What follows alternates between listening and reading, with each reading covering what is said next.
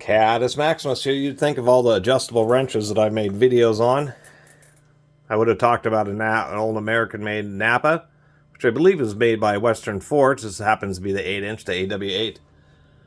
But looking through my videos, apparently I have actually, in looking through my adjustable wrenches, I have not actually made a video about a NAPA-branded crescent wrench.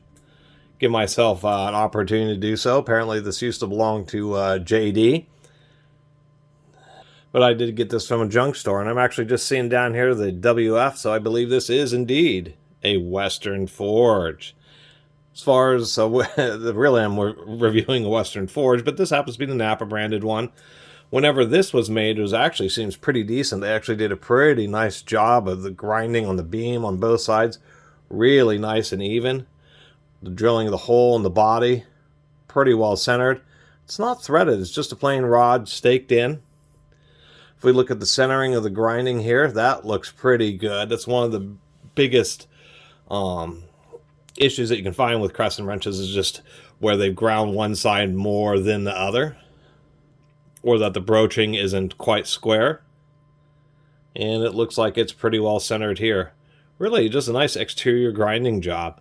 If we close the jaws up, I always tell people, or in my videos I've been trying to on the crescent wrenches, one of the things you really want to try to do is get the jaws closed so you can see if there's like a taper in them. That would mean that there's been some stretching, or they've been really heavily used, hammered on, or abused, cheater bars, and you'd probably want to avoid them in that case.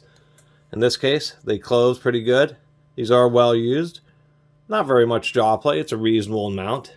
If we open the jaw all the way up, which is the other thing that you can do, we can find that this jaw will go like way past. Many crescent wrenches stop right there.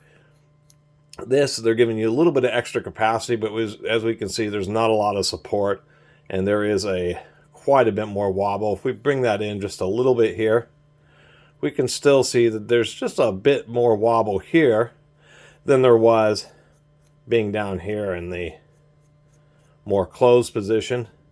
What that's indicating, one, there may be just a little bit more wear across this back surface, but it also can indicate just a very slight tapering here between the milled flat there and the broach, so that would be the parallelism.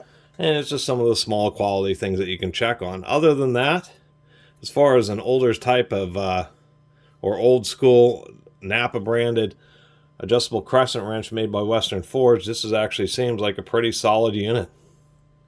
Certainly seems pretty well made, with actually care spent on the fit and finish and overall quality control. And so just wanted to make a little video documenting this and telling people that don't be afraid of old NAPA crescent wrenches. Anyway, really appreciate everybody who's been watching and subscribing. See you next time.